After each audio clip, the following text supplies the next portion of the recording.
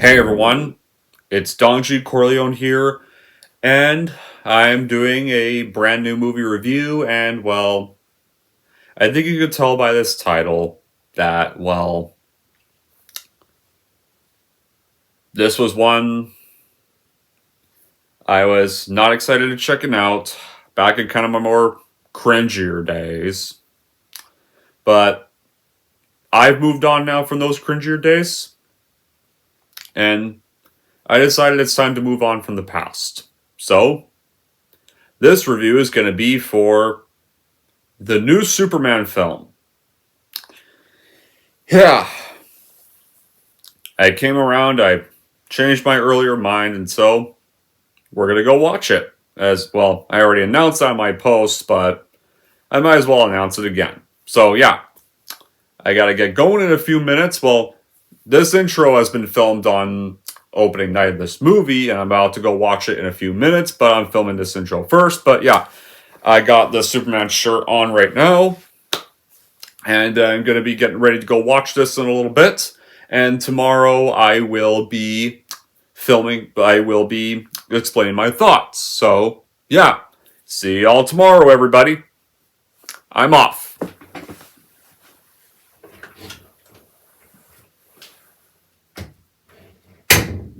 I'm gonna make him an offer he can't refuse.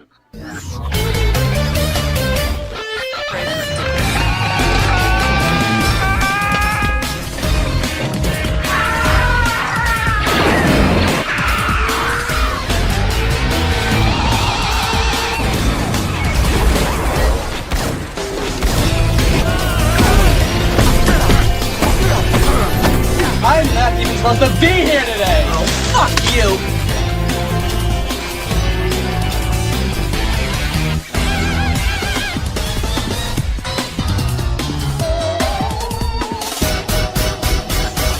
Come on, you want me to drive? You're supposed to be suicidal. Remember, I'll anybody drive. to drive? Get in the car. Fucking shit! Fuck me in the fucking ass! Fuck you, you fucking stupid cunt!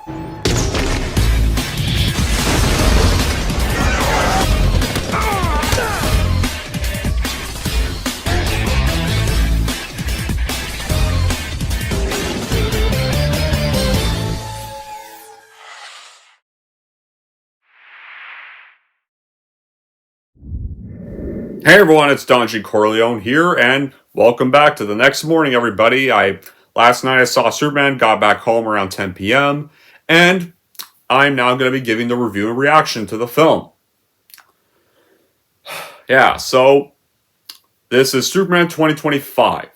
I'm calling it Superman 2025 so people don't mix it up with Superman 1978. So I'm calling it Superman 2025. But what is the plot of Superman 2025, our new start to the reset DCU universe? Superman in this version has to reconcile his alien Kryptonian heritage with his human upbringing as reporter Clark Kent. The bone man of truth, justice, and human way, he soon finds himself in a world that views as old-fashioned. So, yeah. I'm not going to mention any of the Snyder stuff here.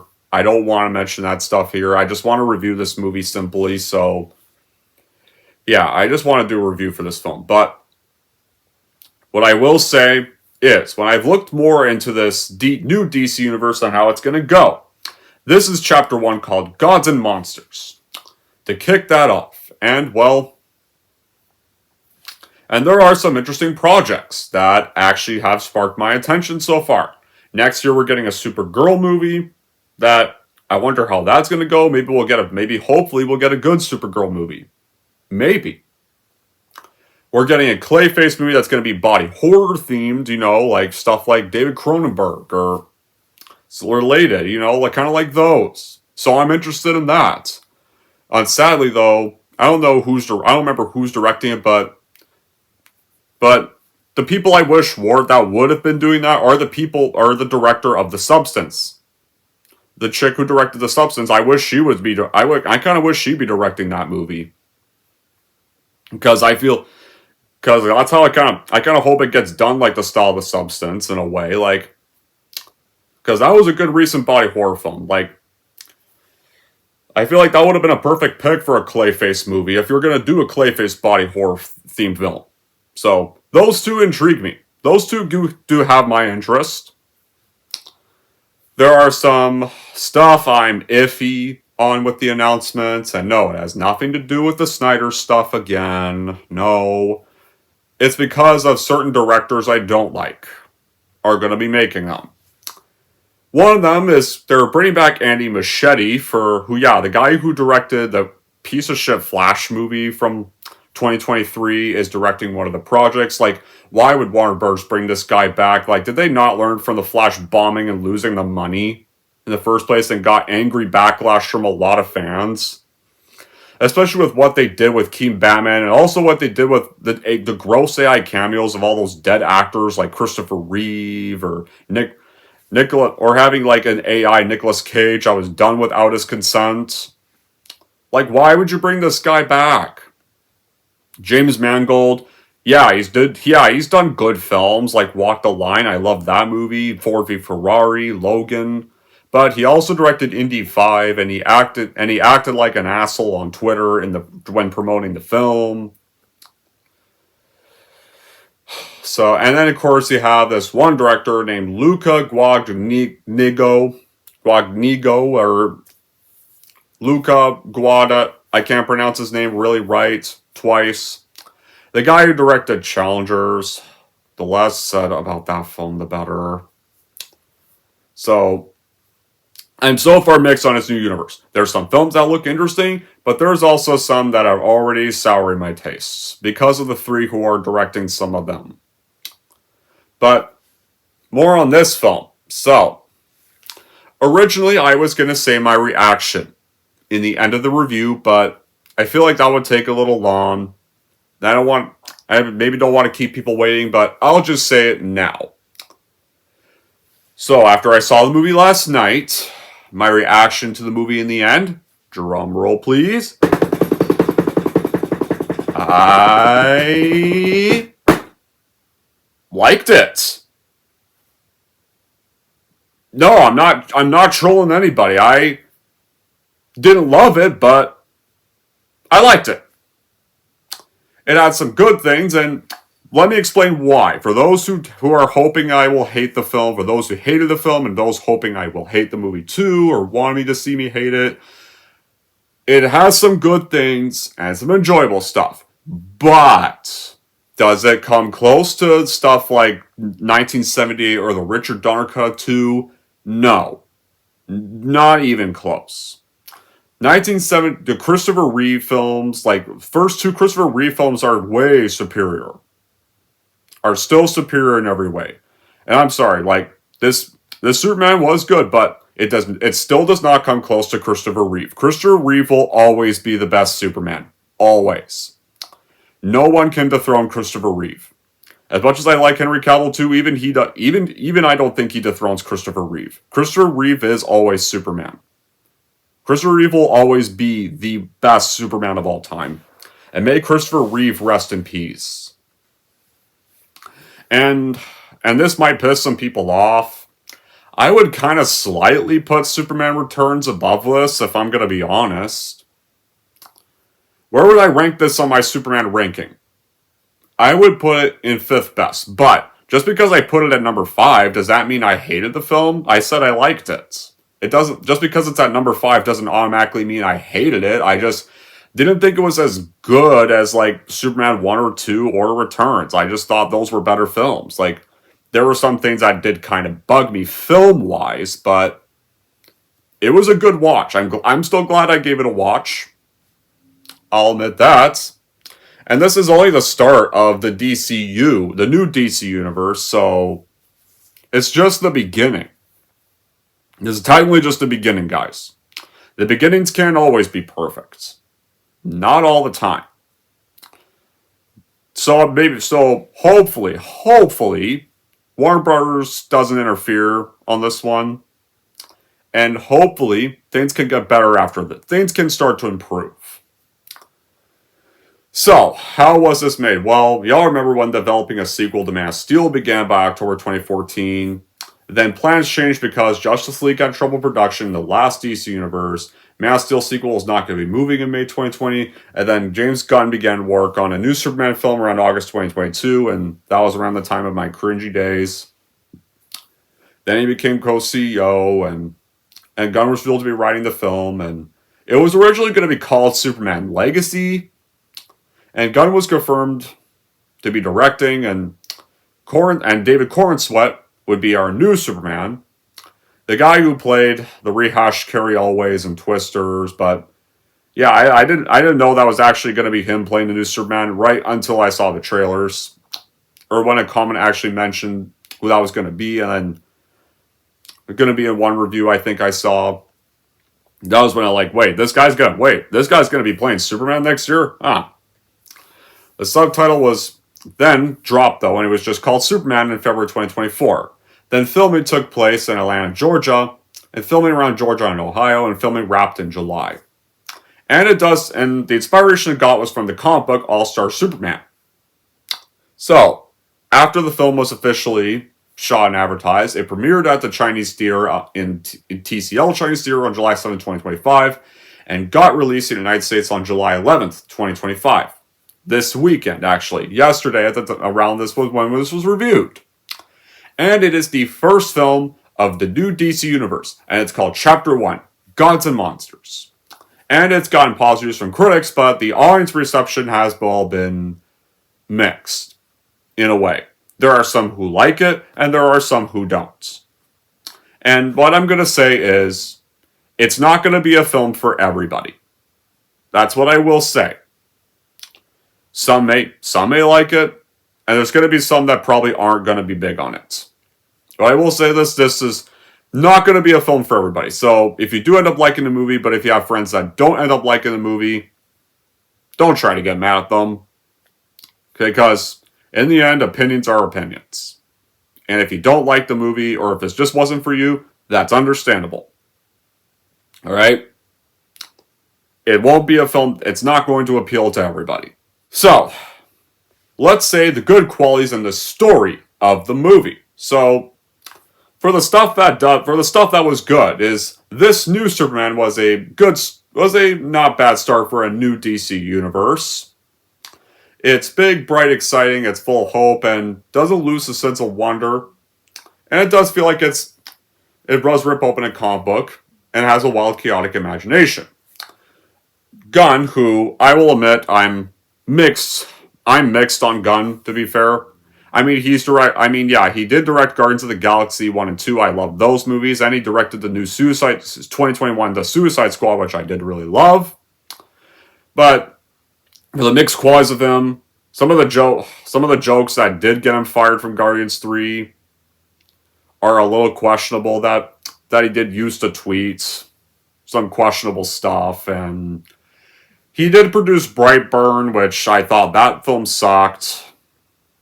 And, oh, man. And, well... And, of course, well, just, yeah. I'm more mixed on him. I mean, he's directed some good superhero films, but I just got more mixed on him personally nowadays. And an era of choices that do help make this feel like, unlike most other Superman stories, is, well, the thing is that they don't really show his origin here, because we've seen his origin multiple times.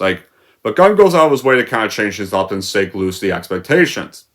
And it still plays like a classic Superman adventure. And there's some that are going to hate that they don't show his origin, but here's the thing, guys.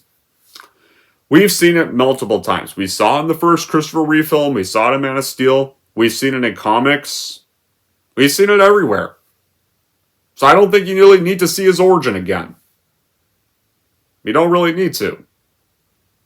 What's the point if you don't need to see it multiple times? Look at what happened with Bruce Wayne's parents being killed. We saw that plenty of times. Batman 1989, Batman Begins, Dawn of Justice, even the first Joker movie. The Batman 2022 did the same thing. They did not show his parents get murdered. We never saw that stuff because, even that film recognized, we already saw it to death. We know how Bruce Wayne becomes Batman at this rate. We're already familiar with that. And we're already familiar with Superman's origin.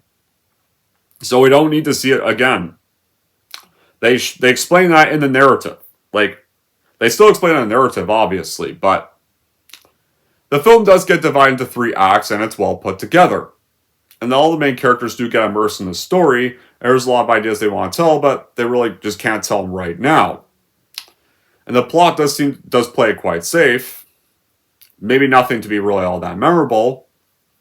They focus on behavior of the characters to try to introduce them to our audience, because this is our start to this new DC universe and our start to these characters. So how do we start off this first chapter? This beginning of this first chapter. So in narration plot, in a narration text, they explain that Jor-El, Lara sent their son Kal-El to Earth in 30 years before this movie had come out to escape their planet's destruction.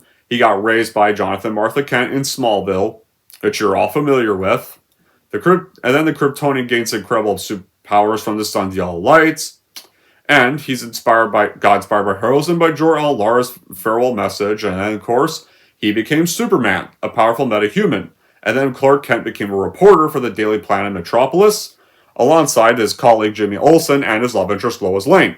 And then around this time, he has already began a relationship with Lois Lane, who's one of the only few people that knows of Clark's real identity. So, now when it comes to David Corn Sweat as the role of Superman, what did I think of David Corn Sweat? He did pretty good. I'll admit that. I like that that David Corn Sweat portrayed as Superman as this like kind, compassionate person, the way that Superman is in a lot of his appearances. Like Rachel Brosnahan as Lois Lane was definitely entertaining, I will admit. She's not Margaret Kidder either, but the thing is, like, she's definitely an improvement over Kate Bosworth. Easily. Like this whole Lois Lane was better. This is a better Lois Lane than Kate Bosworth's Lois Lane. Because I will admit, I don't like the Lois Lane Superman Returns. Like, the Lois Lane Superman Returns sounded angry all the time. And honestly, Kate Bosworth was miscast as the role. Like, I kind of wish this was the Lois Lane we got in Superman Returns. Like, this Lois Lane was also kind of strong in her character's existing abilities. And Nicholas Hoult as Lex Luthor, he also was pretty good as Lex Luthor as well. He doesn't really have, like, now there's not really too much scenes with him, but he actually did pretty good as the character of Lex Luthor as well. But is he as good as Gene Hackman's Lex Luthor? May Gene Hackman rest in peace? Not really. To be fair, not really. I've seen better Lex Luthors, but he actually was also pretty good as Lex Luthor. And it does deliver some powerful messages. Like, it tackles issues like manipulation, the fake news, how some other worlds justify invasions, and stuff. Like, I like how Disney does this stuff. I feel like this stuff is actually done a little more well here. And the thing is, like, the people that kind of hate the politics stuff in this movie, I wasn't surprised by that stuff. The politics stuff here didn't really bug me, to be fair, because Superman has had some politics stories. Like, there's times when Superman has gotten politics. There's a lot of politics stuff in Superman. So I wasn't too surprised by that. That didn't bug me as much, because it happens in a lot of Superman stories.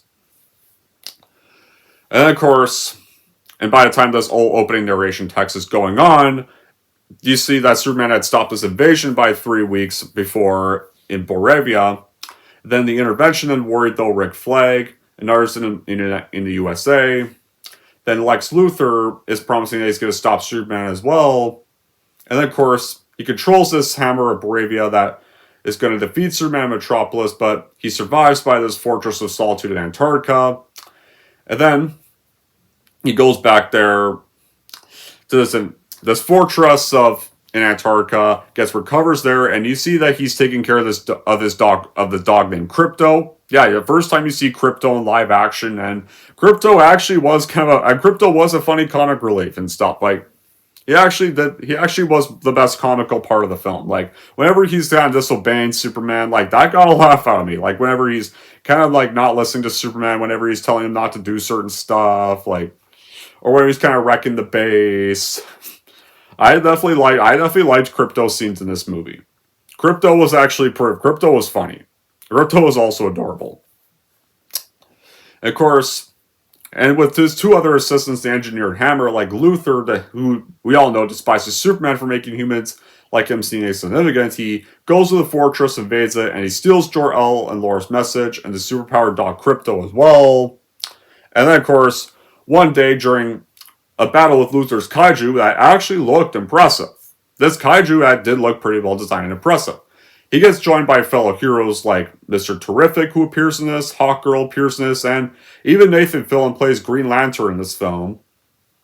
He even covers the rest of the message, like Superman not heard before, where before all this stuff, like you see some of like Clark Kent's life at the Daily Bugle, where no, not the Daily Bugle. Why did I say Daily Bugle? The Daily Planet, where he had his work life, like with like with Lois Lane, or whether he's publishing stories, or in one part Lois Lane finds him in his house and finds him in her house, like making breakfast for dinner. Like, I like breakfast for breakfast, not breakfast for dinner. Like, and you do have some of their banter, like they're known, some of their kind of argue like banter that they're kind of usually known for and stuff. Like, I also did love this scene between them.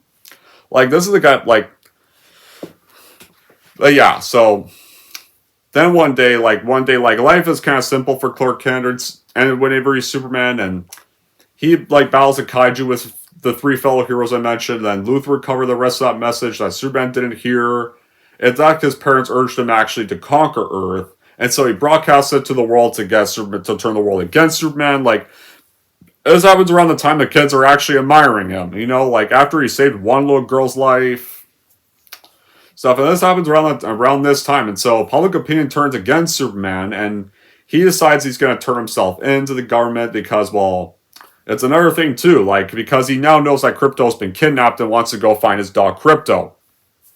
And, like, one thing I did not expect, you get a cameo of the Peacemaker from the Suicide Squad himself.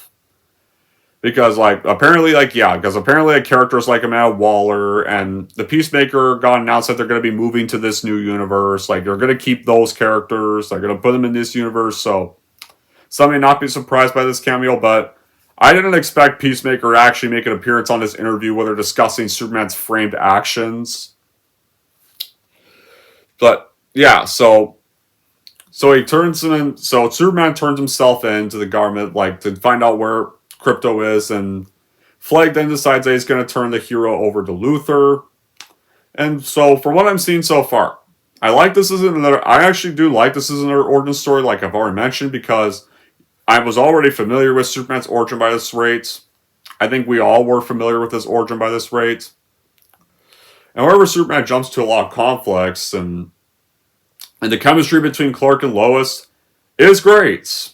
I mean, it's not like the chemistry between that Reeve and Kidder had in their films, but the chemistry here between Clark and Lois was terrific. And Mr. Terrific and Crypto are definitely scene stealers in the film. They're entertaining and funny and stuff, and this is the first film of the new DC universe, so it's got to cover a lot of bases to kind of be like a good setup. And the script does trust the audience to be able to accept a lot of stuff in order to tell a pretty fulfilling story. And the humor is very gun-like. It's the kind of humor you found in stuff like the Suicide Squad and the Guardians of the Galaxy films, but it's not really overused. Like, there's actually not a lot of humor scenes in this movie, actually. There's not really a lot of comedy scenes in this film. There are some comedy scenes, but there's not a lot of them. And it's used at the right time, and it doesn't really... There are some scenes that don't get ruined by it, and any, like, well-known songs, just really one... There's only, like, one singing song in the film, because all the music in this movie is really score-wise. A lot of the music in this film, it's a score. Really just a score and a great theme song. Like, you even have some elements of the original dun da da na na na na na theme from the Reeve films as well. So after Superman turns himself in and Flag hands him over to Luthor, he imprisons Superman in this pocket dimension and holds various enemies, including Crypto as well. And of course, he also has the son of this villain called Metamorpho as hostage, and he forces the metahuman to create kryptonite because you all remember kryptonite weakens Superman. It's poisonous to Superman. And so, Luthor's girlfriend named Eve, who is infatuated with Jimmy, reveals to Jimmy that Luthor actually backs Boravia in return for half of the territory of Jarhanpur. And so, Mr. Terrific and Lois team up, although Mr. Terrific reluctantly does so, and this one part when Mr. Terrific gets the ship, and Lois like, you have a good ship, but you can't even pick a quicker garage door to open, because the garage door opens pretty slow. But they team up, they go to the pocket dimension, and they go rescue Superman, Krypto, and Metamorpho, and you see like Luthor execute this guy in front of Metamorpho, and Metamorpho is pretty horrified by this, and so he decides that he'll team up with Superman to help Superman recover from the kryptonite damage, and he's able to rescue Krypto, and so Lois and Mr. Terrific rescue them. Their entry, though, damages the Pocket Universe and opens a black hole that threatens the planets, and so while Green Lantern, Metamorpho, and Hawkgirl stop this second invasion, right there, they briefly do stop, although Superman, like Lois, and briefly do stop for a little bit at the Kent's place. And this was the scene I loved. This was my favorite scene. This was probably my favorite scene of the film. Like, when they stop at the place, like, this is the scene where Superman's parents actually do really appear. And they're at the old farmhouse, and Clark Kent actually has this talk with Jonathan Kent about kind of his actions and stuff, and what his real parents said there. And this quote from Jonathan Kent, "Your choice or actions make us who you are." Like, I really loved that scene. I think that was the best scene of the movie. The scene when Superman is like talking to Jonathan Kent, that's the part that makes the film shine. Like, that was the scene I wish we do kind of get a little bit more of. I kind of wish we got a bit more of this scene, to be fair. Because I kind of wish it didn't really cut away too quick, because I definitely love this bit. And I love the score that plays in the background, and I'm gonna admit, I actually almost did tear up at this scene. Like, this scene was very well scripted and very well acted by both actors. Right here, this is the kind of thing we loved. This was definitely one of the best. This is definitely one of the shining bits of the film. Terrific scene right there. So then, after a while, Superman, Lois then return to Metropolis, and Green Lantern, Metamorpho, Hawkgirl stop the second Boravian invasion with the nanites, and Superman is battling the Engineer and Hammer, and the black hole's going near Metropolis, and Superman learns that Hammer, it turns out to be this unintelligent clone of Luthor, and so Luthor clearly really wants to defeat Superman, that he doesn't want to close the hole, and splits the city in half, and then Terrific then hacks Luthor's system to close the abyss, and Superman then throws a clone to the black hole, and of course, while this is all happening, though, around one of those areas, obviously this one girl holds up a Superman flag, but those three heroes I mentioned, that was where the second invasion was happening. They even tell Superman couldn't make it, so he came by instead, and there, of course, so while this whole fight is happening, then Lois and Jimmy then expose all of Luthor's schemes, expose all of Luthor's lies, and so Luthor then gets arrested, and Earth is saved, although, while some of the nanonites almost do consume Superman or stuff, he's able to overcome that during that whole final fight, and the tone does strike a balance between earnestness and playfulness. And it leads to comic brightness, it doesn't turn cheesy, there's some moments of inconsistency and then some little chaos in the third act, but it still has the character. And of course, John Murphy's score, it does have the callbacks to John Williams' score, as a sense of legacy, nostalgia, and visually, you have the colorful stuff, the crisp, the expressive stuff of the film, embraces the comic aesthetic. And the twists and turns the movie has, they're refreshing, they're not the same old twists and turns that you're all familiar with in a Superman film, and the film actually, most of the time, takes place during the day, so it gives it a fresh tone. Unlike a lot of other DC stuff, this actually gives it a fresh tone, having it take place the majority of the time during the daytime. And with the excellent camera work, you really do it does well in trying to immerse the viewer in the chaos of each battle. So, now we get on with the finale of the film. So, meanwhile, Superman goes back to the fortress, recovers from his injuries again, and Kara Zor-El it turns out, does appear. Kar Zor-El does appear, and it turns out Krypto actually belonged to Kar Zor-El, and Superman was actually just watching him this whole time. And, well, it's definitely nice to see Kar Zor-El make an appearance. She does say some dialogue I wish could have been rewritten, to be fair. I really wish they could have rewritten her dialogue, because there were some... Because her brief scene kind of did come off as a little annoying with the way they wrote her lines. But, all in all, like, it was still nice to see Kar Zor-El. And while he's relaxing and recovering from his injuries, he then watches some memories of childhood with Jonathan and Martha, and he finally calls them his true parents. And that's where the film does end for a bit. But obviously, though, you know there's going to be credit scenes, and they do happen. There's a mid-credit scene where Superman and Krypto once again are looking at Earth and the surface of the moon, and another post-credit scene where Mr. Terrific tries to repair a split building and tends to the collateral damage of Metropolis, but he messes it up and Superman makes fun of him for it. But that's how this first chapter ends. And sorry I did try to explain a little more. Sorry, I kind of froze for a little bit, but yeah, and obviously I don't want to make it too spoilery-like. If you know what I mean. But that is how this chapter ends. It was maybe not a phenomenal start. It's not something like Iron Man 2008, but a pretty good start, pretty good beginning for this. A good little setup for the beginning. You're only the first start. The first starts can't always be perfect.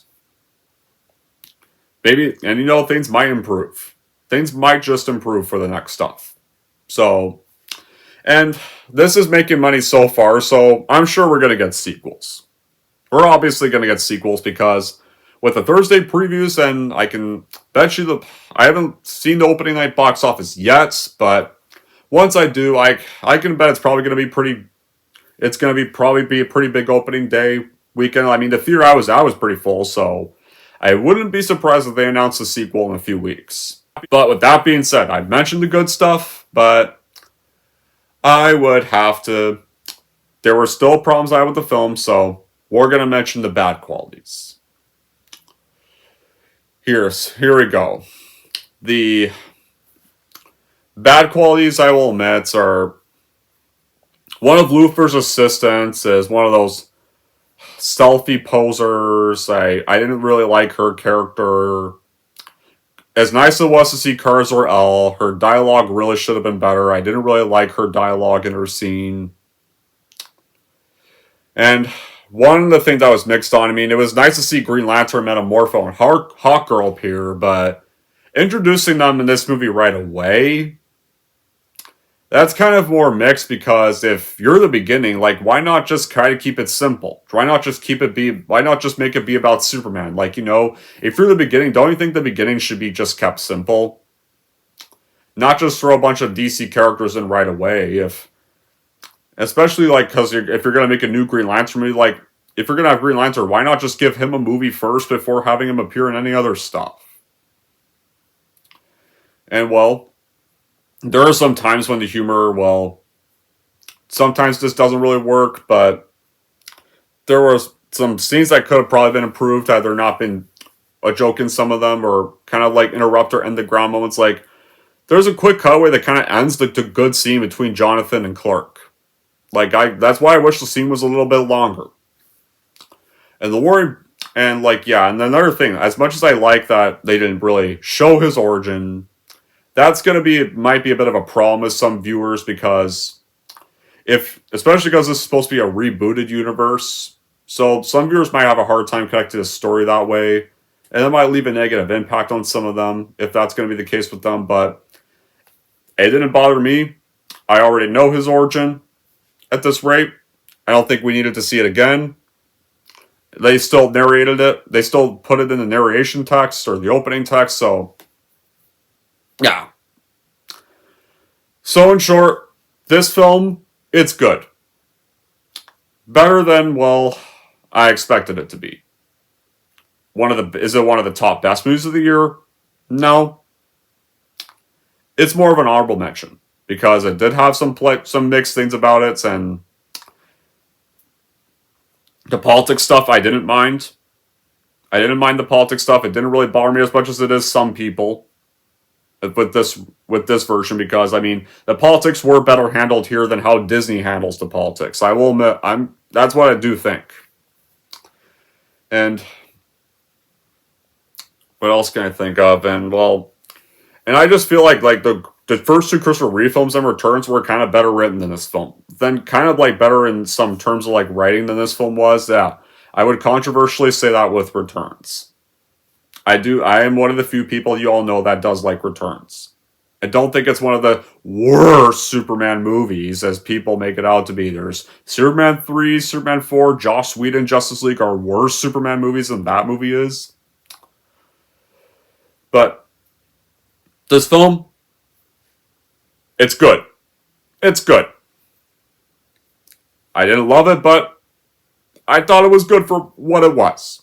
It might not be a film for everybody, though. So in the end, Superman 2025 has great things about it, but maybe I would just stream this one online because it does have some rush elements and things do get juggled all at once, and there are some setbacks, but it's a solid start to this new DCU.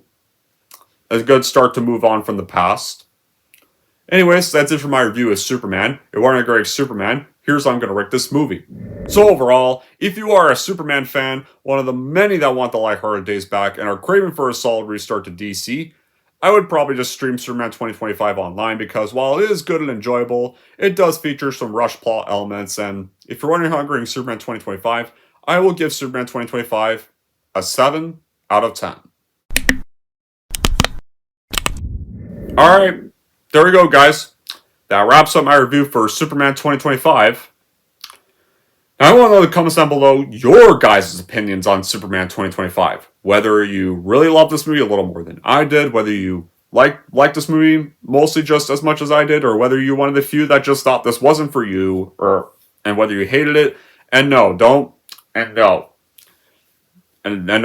because it's not the last universe. Like, no, please don't post any of that. Please don't post any of that stuff. Like, if you're gonna say why you didn't like the film, just try to post some actually film quality wise reasons you didn't like it, please. Okay? I want to move on. I want to move on from that stuff. I don't want to be in that past anymore. Until then, that'll be it for this review. Thank you all for watching. If you like this, want to see more, don't forget to subscribe to Don G. Corleone.